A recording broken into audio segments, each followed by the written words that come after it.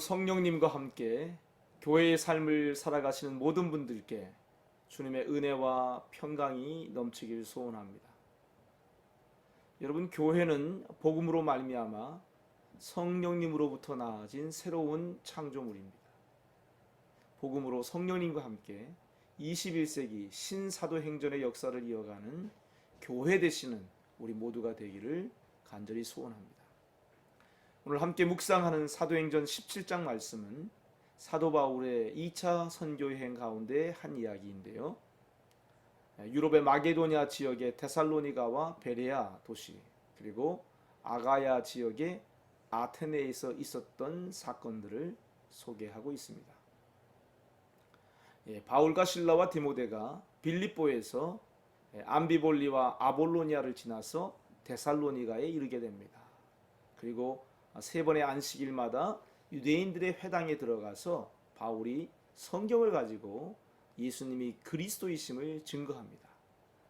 그래서 유대교에 귀의한 많은 경건한 헬라인의 큰 무리가, 또 적지 않은 귀부인들이 바울과 실라를 따르게 되죠. 그 결과 유대인들의 엄청난 시기를 받게 됩니다. 그래서 이 유대인들이, 시기하는 유대인들이 소동을 일으켜서 결국은 데살로니가를 떠날 수밖에 없게 되죠.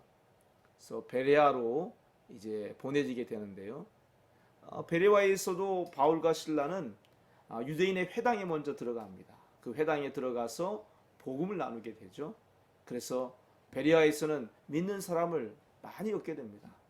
복음을 믿는 헬라의 귀부인과 남자가 적지 않았다, 이렇게 기록하고 있죠. 자, 그런데 이 사실을 알고 데살로니가에 있는 그 시기하던 유대인들이 여기까지도, 베레아까지도 쫓아온 것입니다. 그래서 소동을 또 일으키게 되고, 그래서 베레아에 믿는 형제들의 도움을 받아서 바울만이 아덴까지 먼저 피신해서 오게 되는 것이죠. 자, 그런데 이 바울은 아테네 도시 안에 돌아보면서 우상이 가득한 것을 발견하죠. 그리고는 그의 영 안에서 분개하게 됩니다. 하나님을 알지 못하고 우상 앞에 절하고 있는 그 아테네 사람들을 보고 회당이면 회당에서, 저작거리면 저작거리에서 날마다 만나는 사람들에게 복음을 나누다 보니까 당시에 에피쿠루스 학파나 스토 학파의 사람들과도 논쟁이 일어납니다. 그래서 결국은 이 사도 바울이 아레아버구 광장에서 설교를 하게 되죠. 22절로 31절의 말씀이 사도 바울이 한 설교의 내용인데요. 아주 변증적인 설교인데요. 이 설교에 대해서 조롱하는 사람들이 있었습니다. 또 이 일에 대해서 내 말을 다시 듣겠다고 하는 사람도 있었고요. 또 바울을 가까이에서 믿게 되는 소수의 사람들도 있었습니다. 자, 오늘 사도행전 17장을 통해서 성령님께서 교회의 삶을 살아가려는 우리에게 베푸시는 음성은 무엇입니까? 무엇보다도 하나님의 말씀, 하나님의 복음이 교회되어져 가고 교회로 살고자 하는 우리에게 필요하다고 하나님은 말씀하십니다. 여러분, 사도행전의 역사는 복음으로 나아진 바 된 교회가 그 복음의 확신으로 가득 찰 때 그 어디에서든 그 누구에게든 증거하지 않을 수 없게 되는 그 한 사람 한 사람으로부터 시작되고 진행되어져 가는 것입니다. 여러분, 데살로니가와 베레아와 해당 안에서 사도 바울은 유대인들과 경건한 이방인들에게 성경 말씀을 가지고 예수가 바로 하나님이 약속하신 그 그리스도이심을 증거합니다. 2절로 3절 말씀입니다. 성경을 가지고 강론하며 뜻을 풀어 그리스도가 해를 받고 죽은 자 가운데서 살아나야 할 것을 증명하고 이르되 내가 너희에게 전한 이 예수가 곧 그리스도라. 여러분, 아테네에서는 또 어떻습니까? 아테네에서는 회당 안에서뿐만 아니라 저작거리에서도 철학자들과 논쟁하면서 그 결국에는 광장에서 변증적인 설교를 통해서 아덴 사람들이 그 우상 숭배를 창조주 하나님 앞에 회개하도록 심판자로 다시 오실 그리스도의 죽으심과 다시 사심을 선포합니다. 여러분, 오늘 이 시대의 교회에게도 사도 바울과 같은 하나님의 말씀과 복음에 대한 깊은 확신, 지식이 필요합니다. 여러분, 오늘 우리 시대의 교회와 믿는 이들이 하나님의 말씀과 복음을 세상 가운데 왜 이렇게 유력하게 나누지 못하고 있습니까? 1세기와 21세기의 세상이 너무 다르고 문명과 인간 지식이 너무 발전했기 때문일까요? 1세기 세상은 하나님의 말씀과 복음이 필요한 시대였지만 지금 21세기는 복음과 말씀이 필요 없는 시대가 되어버린 것인가요? 아닙니다, 여러분. 우리가 살고 있는 이 세상은 여전히 하나님이 필요합니다. 여전히 이 세상은 하나님의 말씀과 복음이 필요한 문제 많은 세상입니다. 1세기보다 더하면 더했지 덜한 시대가 결코 아닙니다. 문제는요, 21세기 우리 교회가 기록된 하나님의 말씀과 하나님의 복음이신 예수 그리스도에 대한 분명한 확신과 지식을 충분히 갖고 있지 못하다는 사실입니다. 복음으로 나아져서 복음으로 양육받고 자라가야 할 교회가 선명하고도 풍성한 하나님의 복음 안에서 철저히 말씀으로 무장되고 복음으로 구비되지 못하고 있기 때문입니다. 1세기 복음의 원형이 너무나 개인적인 구원과 타세적인 신앙으로 축소되어 있는 것입니다. 오늘 1세기 사도행전은 분명 우리에게 있습니다. 성경책으로 기록된 말씀으로 우리에게 있습니다.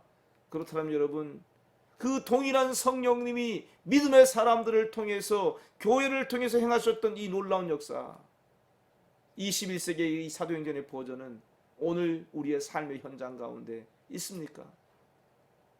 오늘 본문을 보면 사도 바울은 그 어떤 환경이나 조건과 상관없이 계속 복음을 선포하고 복음을 나누기 위해서 그의 삶 가운데 움직여가고 있는 것이 보입니다. 그는 전략적으로 하나님께 열려있는 사람들이 모인 회당을 중심으로 말씀을 가지고 복음의 말씀을 항상 전합니다. 뿐만 아니라 우상 숭배하는 아테네 사람들에게는 성령님께 붙들려서 그 마음에 비분 강개하여서 만나는 사람들마다 붙들고 변론합니다. 성령님과 함께 성령님과 하나 되어서 성령님께 붙들려서 귀신들과 영들을 두려워해서 우상 숭배하고 있는 사람들에게 광장에서 이제는 하나님께로 돌이켜야 한다고 회개하라고 촉구합니다. 여러분, 오늘 이런 류의 복음 증거가 우리 시대에 없습니다. 왜 그럴까요? 왜 그럴까요? 그만큼 우리 시대의 교회가 성령님과 하나 되어서 성령님 안에서 살고 움직이고 존재하지 못하기 때문입니다. 오늘 본문을 보십시오. 하나님의 복음 앞에 사람들의 반응은 얼마나 다양합니까? 믿고 받아들인 사람이 있습니다. 열린 마음으로 간절함 가운데 말씀을 받고 과연 성경이 기록된 말씀이 그렇게 말하고 있는지 상고하면서 믿고 따르게 되는 베레아 사람들이 있습니다. 시기와 질투 가운데 자기의 종교적 열심으로 소동을 일으키면서까지 복음에 적대적인 데살로니가의 유대인들도 있습니다. 말도 안 된다고 복음을 조롱하는 아테네 사람들도 있고요. 지금은 내가 이해할 수 없지만 잘 못 받아들이겠지만 정말 내가 알고 싶다고 다시 듣고 싶다고 반응하는 아테네 사람들도 있었죠. 또 소수지만 바울과 가까이에서 복음을 받아들이는 믿는 사람들도 있고요. 이렇게 도시마다 다양한 반응과 다양한 상황과 다양한 사람들을 사도 바울은 만납니다. 하지만 변함없는 사실 한 가지, 그것은 모든 상황 가운데 그 상황을 뚫고 계속 선교의 여정을 진행해 가고 있는 사도 바울의 모습입니다. 오늘 이 한날도 우리 모두 이랬으면 좋겠습니다. 바울처럼 성령님께 붙들려서 복음의 말씀에 붙잡혀서 예수님 한 분이 하나님께서 약속하신 구원자이신 그리스도로 우리를 위해 죽으시고 우리를 위해 사망을 이기시고 부활하신 주님이라고 만나는 모든 사람들에게 증거하며 하나님께서 행하시는 크신 일을 보게 되는 우리 삶이 되기를 간절히 소원하고 축복합니다.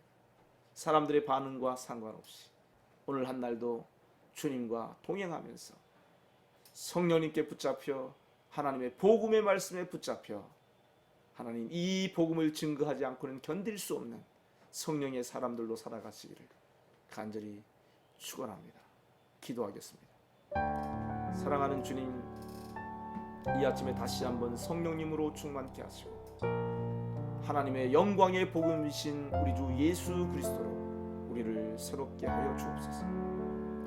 오늘 우리를 어디에 두시든지 성령님과 함께 예수께서 그리스도이심을 증거하고 나누는 삶을, 내가 만나는 모든 사람들에게 그렇게 예수 그리스도를 증거하는 삶을 살아가도록 오늘 또 우리의 삶을 다스리시고 인도하여 주옵소서. 우리 주 예수 그리스도의 이름으로 감사하며 기도드립니다.